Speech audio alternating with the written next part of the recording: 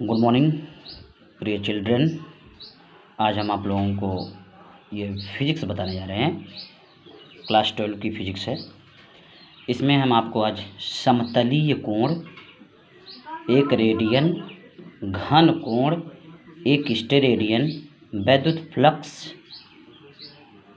की डेफिनेशन, मात्रक व विमाएँ, गॉस की प्रमेय, इतना मैं चीज़ आप लोगों को बताऊंगा। सबसे पहले हम समतलीय कोण के बारे में बताएंगे। समतलीय कोण किसे कहते हैं पहले ये जानो। किसी वृत्त की चाप, ये सपोज कर लो कोई वृत्त है, ये कोई वृत्त है। वृत्त का ये कोई आर्क ले लेते हैं जिसको हम चाप कहते हैं। वृत्त का चाप वृत्त के केंद्र पर जो कोण आंतरित करता है, इसे हम समतलीय कोण कहते हैं। एक बार फिर, कोई वृत्त है, उसके चाप द्वारा, ये चाप है, उसका आर्क है, इस आर्क के द्वारा वृत्त के केंद्र पर जो कोण आंतरित होगा, उसी कोण को हम क्या कहते हैं? समतलीय कोण कहते हैं। इसका मात्रक क्या होता है? इसका मात्रक रेडियन होता है। इसका मात्रक क्या होता है? रेडियन। हम इसको theta is equal to l upon r भी कह सकते हैं। ये यल है, ये आप रेडियस है, ये थीटा है। तो थीटा इज इक्वल टू क्या हो सकता है? यल अपान आर। तो थीटा का मान क्या हो गया? मात्रक क्या हो गया? रेडियन हो गया इसका मात्रक क्या हो गया? रेडियन। अब एक रेडियन किसे कहते हैं, मैं उसकी डेफिनेशन बता रहा हूँ। एक रेडियन किसे कहते हैं? एक रेडियन वह कोण है। अब इसी के अकॉर्डिंग बता रहे हैं। एक रेडियन वह कोण है जो किसी वृत्त की त्रिज्या के बराबर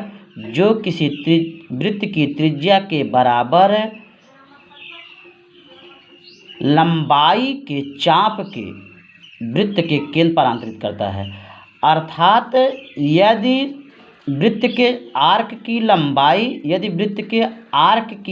वृत्त की त्रिज्या की लंबाई के बराबर हो जाए तो उसे हम एक रेडियन कहते हैं। सीधी सी बात है कि एक रेडियन किसे कहते हैं? यदि किसी वृत्त के आर्क की लंबाई उसकी त्रिज्या के बराबर हो जाए, यदि किसी वृत्त की लंबाई उस वृत्त के आर्क के बराबर हो जाए तो उसे हम क्या कहते हैं? एक रेडियन कहते हैं। ठीक इसी प्रकार से हम अब आपको घन कोण बताएं। घन कोण किसे कहते हैं पहले जानो। घन कोण जो होगा वह कोई गोलीय पृष्ठ होगा। सपोज कर लो यह एक गोलीय पृष्ठ है। किसी गोलीय पृष्ठ के क्षेत्रफल, ये हम उसका क्षेत्रफल लेते हैं। इस क्षेत्रफल के द्वारा, ये गोलीय पृष्ठ का जो है ये क्षेत्रफल है। इसी गोलीय पृष्ठ के क्षेत्रफल के द्वारा वृत्त उस गोलीय यानी कि गोले के केंद्र पर जो कोण आंतरित करेगा उसे हम क्या कहते हैं? घन कोण कहते हैं। एक बार फिर, किसी गोलीय पृष्ठ का क्षेत्रफल, ये गोलीय पृष्ठ है, इसका क्षेत्रफल, इस क्षेत्रफल के द्वारा वृत्त के केंद्र पर जो कोण आंतरित करता है, इस क्षेत्रफल के द्वारा वृत्त के केंद्र पर जो कोण आंतरित करता है उसे हम क्या कहते हैं? घन कोण कहते हैं। जिसे हम किससे प्रदर्शित करते हैं? ओमेगा से, या उसको हम सीधा कह सकते हैं d omega is equal to d a upon, ये आपका डी ए है और ये त्रिज्या है, और ये जो कोण है वह कितना है? डी ओमेगा है। इसको हम बाद में बता रहे हैं, अभी 1 मिनट बाद बताएंगे। हम जिसे ओमेगा से दिखाते हैं, हमने बताया क्या? यदि किसी गोलीय पृष्ठ का क्षेत्रफल गोले के केंद्र पर जो कोण आंतरित करता है, किसी गोलीय पृष्ठ का क्षेत्रफल गोले के केंद्र पर जो कोण आंतरित करता है उसे घन कोण ओमेगा कहते हैं। अब इसका मात्रक क्या होता है? इसका मात्रक स्टेरेडियन होता है। इसका मात्रक क्या होता है? स्टेरेडियन।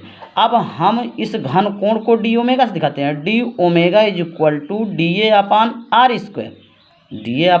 स्क्वायर। अब ये डी ओमेगा क्या है? घन कोण का मात्रक। घन कोण को दिखा जाता है इससे। तो इसका मात्रक क्या हो गया? 1 स्टेरेडियन हो गया। इसका मात्रक क्या हो गया? 1 स्टेरेडियन हो गया। सपोज कर लो यदि यदि आर स्क्वायर बराबर 1 कर दिया या डी ओमेगा बराबर 1 कर दिया जाए तो डी ए बराबर आर स्क्वायर हो जाएगा। यदि डी ओमेगा बराबर 1 कर दिया जाए तो डी ए बराबर आर स्क्वायर हो जाएगा। तो एक स्टेरेडियन किसे कहते हैं उसको मैं डिफाइन कर रहा हूँ। एक स्टेरेडियन वह घन कोण है जो गोले के पृष्ठ के एक भाग द्वारा उसकी क्षेत्रफल गोले की त्रिज्या के वर्ग के बराबर हो। एक बार फिर, एक स्टेरेडियन वह घन कोण होता है, एक स्टेरेडियन वह घन कोण होता है जो गोले के पृष्ठ के एक भाग द्वारा जिसका क्षेत्रफल गोले की त्रिज्या के वर्ग के बराबर हो जाए, गोले के केंद्र पर जो कोण आंतरित करता है उसी को हम क्या कहते हैं, एक स्टेरेडियन कहते हैं। या सीधा सा इस तरह कह सकते हैं, यदि गोलीय पृष्ठ का क्षेत्रफल उसकी त्रिज्या के वर्ग के बराबर हो जाए, यदि गोलीय पृष्ठ के त्रिज्या का वर्ग उसके क्षेत्रफल के बराबर हो जाएगा तो उसे हम एक स्टेरेडियन कहेंगे। यदि गोलीय पृष्ठ के क्षेत्रफल उसकी त्रिज्या के वर्ग के बराबर हो जाए तो उसे एक स्टेरेडियन कहते हैं।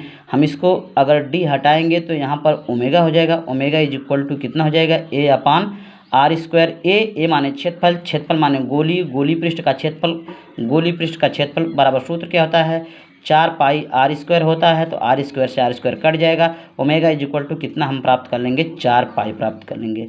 ये मैंने 4 डेफिनेशन आपको बताया है। समतली, एक स्टेरेडियन, घन कोण, एक रेडियन, एक स्टेरेडियन।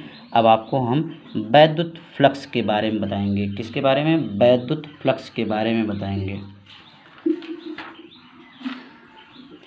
चलो, वैद्युत फ्लक्स किसे कहते हैं।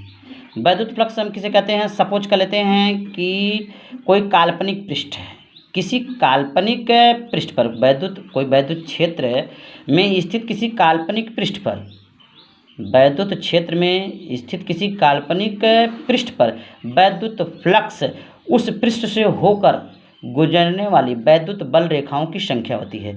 सपोज कर लो ये आपका वैद्युत बल रेखाओं की संख्या है और हम एक यहाँ क्षेत्रफल सपोज कर लेते हैं। एक छोटा सा अल्पांश ले लेते हैं जिसका अल्पांश का क्षेत्रफल कितना है, डी ए है, और यह डी वेक्टर ए की दिशा में है और वैद्युत क्षेत्र ये जो है इसी दिशा में डिनोट किया गया है, ये वैद्युत ई है। तो इस काल्पनिक पृष्ठ, वैद्युत क्षेत्र में स्थित किसी काल्पनिक पृष्ठ में पर वैद्युत फ्लक्स जो होता है वो यहाँ से गुजरने वाली जितनी वैद्युत बल रेखाएं हैं, इन्हीं बल रेखाओं की संख्या को हम क्या कहते हैं, वैद्युत फ्लक्स कहते हैं। जिसे किसे दिखाते हैं, फाई ई से दिखाते हैं। Phi e is equal to होता क्या है, फाई इज इक्वल टू होता है यहाँ पर समाकल vector e dot vector d ए होता है। इसको दूसरे ढंग से हम डिफाइन कर सकते हैं, हम क्या कह सकते हैं, स्केलर गुणन vector e dot vector d a, scalar गुणन vector e dot vector d a अवयव से होकर जाने वाला वैद्युत फ्लक्स कहलाता है, जिसको हम फाई ई से दिखाते हैं। Phi e is equal to vector e dot vector d a. अगर ये वेक्टर हटेगा तो e d a cos theta हो जाएगा। अगर ये वेक्टर हटेगा तब क्या हो जाएगा, ई डी ए कॉस थीटा हो जाएगा। और थीटा या ये थीटा पैरेलल होता है चूँकि, और इसलिए इसको हम बाहर भी कर सकते हैं या रहने भी दे सकते हैं। चलो अभी ऐसे ही रहने देते हैं, सपोज कर लो। तब यहाँ पर हम क्या करेंगे, ई कॉस थीटा बाहर कर लेंगे और समाकल हमको किसका करना है, डी ए का समाकलन कितना हो जाएगा, ए। तो ए कॉस थीटा हो जाएगा, यहाँ ई ए कॉस थीटा हो जाएगा किसके बराबर, वैद्युत फ्लक्स फाई ई बराबर फार्मूला क्या हो गया, ई ए कॉस थीटा। ई ए कॉस थीटा, ई क्या है, वैद्युत क्षेत्र है, ए क्या है, क्षेत्रफल है, ए क्या है, क्षेत्रफल है। तो वैद्युत क्षेत्र का जो मात्रक होता है न्यूटन कूलम होता है और क्षेत्रफल का जो मात्रक होता है वह मीटर स्क्वायर होता है। इससे हम उसकी विमा को भी ज्ञात कर सकते हैं। सिर्फ बचा है गॉस की प्रमेय। गॉस की प्रमेय को अगले वीडियो में हम बना करके भेजते हैं, उसका निगमन भी करके भेजते हैं। धन्यवाद।